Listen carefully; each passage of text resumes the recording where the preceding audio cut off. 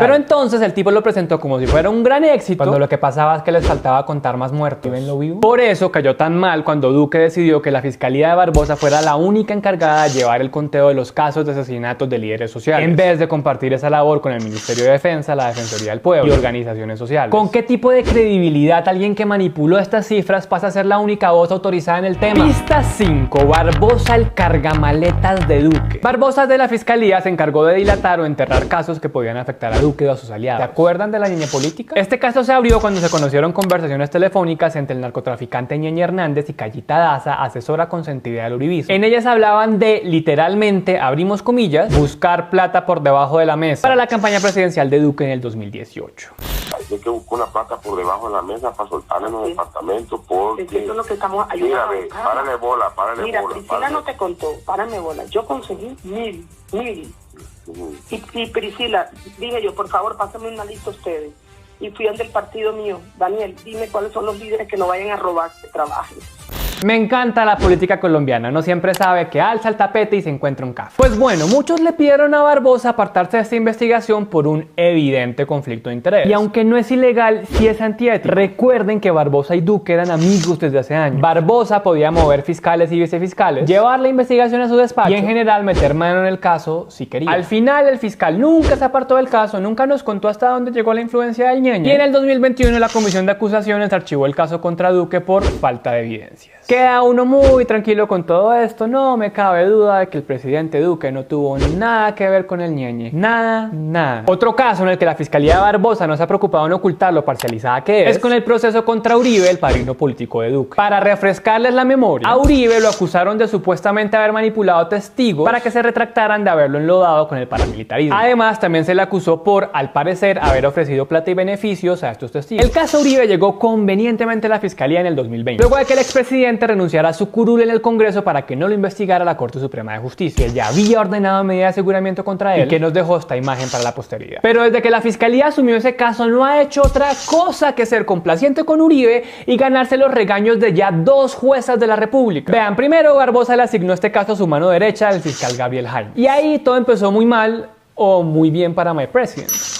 Duró más Juan Diego Alvira en semana que el fiscal Jaimes pidiendo que se cerrara el caso contra Uribe, porque según él no había pruebas contra el gran colombiano. Pero la jueza del caso le dijo a Jaimes: no papi, si hay indicios de que el expresidente está involucrado en estos delitos. Y para rematar, la jueza lo vació por ser un incompetente que no hizo bien su trabajo de investigación. Tan mal fiscal salió Jaimes que ignoró pruebas claves, no llamó a suficientes testigos, no demostró por qué tenían que cerrar el caso y ni siquiera interrogó a Uribe. Pero tranquilos que a Jaimes no le dolió tanto ese regaño, porque 2 meses después tendría 2 familiares en el gobierno de Duque. Y además sería premiado por el propio presidente por sus años de servicio en la Fiscalía. Ya saben, amigos, si algo hay que reconocerle a Duque es que nunca dejó a mediocres sin trabajo. Volviendo a Uribe, la Fiscalía siguió insistiendo con más intensidad que Anuel a Karol G y designó a otro fiscal quien, adivinen qué, nunca se lo van a imaginar. También pidió cerrar el caso contra Uribe. Este nuevo fiscal resultó ser peor que Jaime. Ignoró pruebas, incluso tergiversó una de ellas, presentó audios que no se entendían, confundió los nombres de los involucrados. Mejor dicho, no entendemos cómo no lo condecoró Duque. Por todo esto, hace una semana una jueza le volvió a decir a la Fiscalía: no papis, no pueden zafarse de este caso, porque hay indicios de que Uribe sí sabía de los delitos que estaban cometiendo para favorecerlo. No contentos con su mediocridad ventilada en todas partes, la Fiscalía apeló y volvió a insistir en archivar el caso. No sabemos qué va a terminar primero, si el caso contra Uribe o el Metro Bogotá. Y todo en buena parte gracias a una Fiscalía empeñada en sabotear el proceso a punta de funcionarios incompetentes. ¿Para qué abogados de Uribe si ya tiene la Fiscalía de su lado?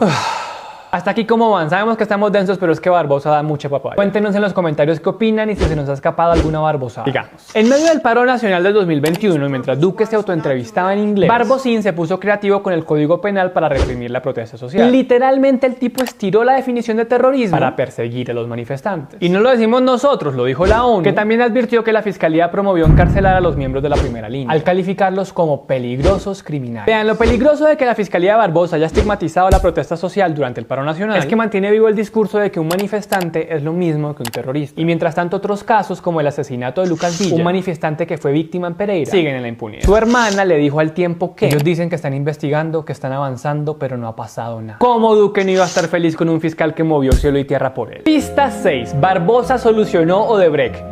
o eso dice. Hace un par de años Barbosa se comprometió con los colombianos a cerrar el caso de Odebrecht definitivamente. Dijo literalmente: me comprometo a esclarecer cada uno de los puntos que tienen que ver con la línea de investigación de Odebrecht y darle a Colombia la noticia en 2024 de que el caso cerró. Les anticipamos que el tiempo no le va a alcanzar. Recordemos que esta olla se destapó en el 2016, cuando la constructora brasileña se declaró culpable de haber pagado sobornos a funcionarios en al menos 12 países. Hasta ahora la fiscalía tiene unos avances sorprendentes: 33 solicitudes de imputación, 16 imputaciones, 15 escritos de acusación, 11 sentencias condenatorias y hasta hay una página web dedicada exclusivamente al avance de este caso. Mejor dicho, es con hechos. Vean, la verdad es que ninguno de estos avances ha respondido a la pregunta del millón. Oscar Ivancho sabía que su campaña estaba untada de plata de Odebrecht. Antes de que nos salgan a preguntar de que por qué no estamos mencionando a Juan Manuel Santos, tengan en cuenta que la fiscalía no lo puede tocar, pese a que su gerente de campaña haya sido condenado por este caso, ya que a Juanma lo ampara al fuero como expresidente y lo tendría que investigar el Congreso. Ahora sigamos. Lo que no se puede negar es que al menos el caso de Oscar Iván dio un giro de 180 grados bajo Barbosa. Lo que pasó es que la fiscalía firmó un principio de oportunidad con el exdirector del Invías, Daniel García Arizabaleta, procesado por recibir plata de Odebrecht. Parece que García Arizabaleta se comprometió a contar que Oscar Ivancho lo buscó para que intercediera ante Odebrecht y así consiguió un supuesto aporte de $600.000 que la campaña no reportó. Me da mucha tristeza. Sin embargo, la fiscalía de Barbosa está lejos de cerrar todo el caso de Odebrecht. Por ejemplo, no sabemos qué pasó con las empresas que lavaron sobornos usando contratos chimbos en la Ruta del Sol. Tampoco tenemos idea de en qué quedó el contrato de navegabilidad del río Magdalena que le dieron a Odebrecht y Valorcon, una empresa de Julio Gerlain. Y miren que esto es una constante con Odebrecht. A pesar del ruido mediático, la fiscalía es muy opaca con sus avances y ya casi se va a Barbosa. Y los casos... ni idea. Otra pregunta, amigo periodista. Pista 7. Barbosa con Duque, Barbosa con Petro. Si usted hasta ahora viene creyendo que Barbosa era un tipo dócil, servil, que nada le dice al presidente de turno, es porque no ha visto a Barbosa desde que llegó Petro a la Casa de Nariño. Durante la campaña presidencial, el fiscal criticó en una columna la idea de perdón social que promovía Petro. Vean lo que dijo: la Fiscalía General rechaza y rechazará cualquier propuesta que surja por fuera de la órbita constitucional. Y remataba diciendo que el Estado no se manejaba con perdones sociales y que con esa idea se pretendía beneficiar a los corruptos que han sido condenados judicialmente. Para rematar, miren si logran darse cuenta de la delicada intervención en política que hizo el fiscal en este video. Es lamentable que el señor Gustavo Petro pretenda ser presidente de la República cabalgando sobre las instituciones judiciales del país. La pregunta que nos surge es: ¿qué carajos hace el fiscal comentando sobre elecciones? Cuando Petro llegó a la presidencia, el fiscal dijo: este es mi momento, y al estilo de Guaidó se autoproclamó líder de la oposición. El primer encontrón entre Barbosa y Petro se dio después de la decisión del gobierno de liberar a 234 capturados durante el paro nacional, bajo la figura de voceros y gestores de paz. Aquí el fiscal dijo: yo no entiendo bien la figura de gestores de paz. Todo hay que decirlo, Barbosa tenía razón, porque el gobierno estaba intentando liberar a las personas a las patadas y sin tener una normativa clara para hacerlo. Sin embargo, lo que vamos a ver es que a medida que pasa el tiempo, las críticas de Barbosa se alejan de lo razonable y se vuelven cada vez más políticas. Y eso lo vimos con la paz total. A principios de este año, el presidente pidió levantar las órdenes de captura contra 16 jefes del Clan del Golfo y de la banda criminal Los Pachenca. Se demoró más Petro en dar el anuncio que Barbosa en negándose. El fiscal dijo: no pasaré a la historia como quien levantó las órdenes de captura a criminales. Esta pelea terminó con que tanto el fiscal como el presidente se tiraron vainas. Petro en un lado del ring: no sé qué le pasa al fiscal, pero esto solo hace feliz a la mafia. Y el fiscal en el otro lado: los únicos que benefician a los mafiosos son aquellos que quieren sacarlos de la cárcel. Tengan en cuenta que todo proceso de paz implica utilizar medidas como levantar las órdenes de captura en algún momento, y varios presidentes lo han utilizado. Así que Barbosa ya estaba anunciando que iba a ser un palo en la rueda a toda la apuesta de paz del gobierno. El agarrón más grande entre el fiscal y el presidente fue hace poco. Primero, Petro sugirió, basándose en una investigación periodística, que un fiscal habría permitido el asesinato de 200 personas cometidas por el Clan del Golfo, a lo que el fiscal salió a decir: